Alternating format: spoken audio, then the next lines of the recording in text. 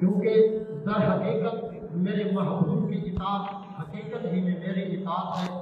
آج ہمیں مغرب کی تہذیب ہمیں خیرہ کر رہی ہے، اور آج کا نوجوان اور آج کی نئی نسل پروان چڑھتے ہی اپنی اور اپنے محبوب کی ایک بنائی گئی تحریک اور حضور صلی اللہ علیہ وسلم کے بنیادی اور عطا کیے گئے اصولوں کے خلاف چلی جا رہی ہے۔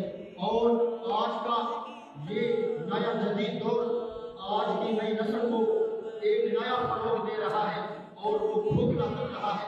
یاد رکھیے کہ محمد مصطفیٰ کی اطاعت اور حضور صلی اللہ علیہ وسلم کی راہ ہی ہمارے لیے ایک قابل تحسین ایک راہ ہے۔ آج جس راستے سے آج ہم مکمل طور پر ہٹ چکے ہیں، آج ہمیں چاہیے کہ آج وقت ہے کہ آج ہم اس راہ پر گامزن ہو جائیں جس راستے کا اختیار کرنے کا حکم رب تعالیٰ نے ہمیں دیا ہے۔ رب تعالیٰ نے خود ارشاد فرمایا، یا ایھا الذین آمنوا اطیعوا اللہ و اطیعوا الرسول، کہ اے مومنو ایمان والو تم میرے محبوب کی بھی ساتھ اطاعت کرو، میری اطاعت کے ساتھ۔ آج ہمارا رہن سہن، آج ہمارے کپڑے اور آج ہمارا فیشن اس طرح تبدیل ہو چکا ہے جو شریعت کے سراسر خلاف ہے۔ آج سے تقریباً کئی زمانے پہلے ہمارے بزرگ بھی اس چیز کی احتیاط کرتے تھے کہ وہ اپنے سروں پر مصطفیٰ کا امامہ سجاتے تھے، اور آج یہ نئی نسل چل چکی ہے کہ آج ہمارے سروں پر پگڑی کے بجائے آج ہمارے سروں پر ٹوپی بھی باقی نہیں رہی۔ آخر یہ وجہ کیا ہے؟ وجہ یہی ہے کہ ہمیں یہ دور حاضر کی تہذیب یہ نئی نسل کو پروان چڑھا رہی ہے۔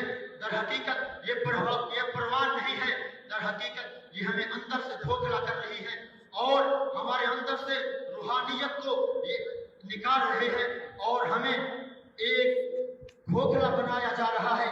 آج ہمیں چاہیے کہ ہم مصطفیٰ کے پیارے راستوں کی اطاعت کریں اور مصطفیٰ کے پیارے راستوں پر چل کے ہم اپنے آپ کو اور اللہ تبارک و تعالیٰ کے پیارے محبوب کو خوش کریں۔ ہمارے لیے یہی ہے حضور کے راستے پر چلنا ہمارے لیے سب کچھ ہے۔ اسی لیے مولانا روم علیہ الرحمہ نے ارشاد فرمایا کہ اگرچہ عاشقوں کے نزدیک ہزارہ راستے نکلتے ہوں، مگر جو مصطفیٰ کا عاشق ہے اس کے لیے فقط رسول اللہ صلی اللہ علیہ وآلہ وسلم کا راستہ ہی حقیقت والا راستہ ہے۔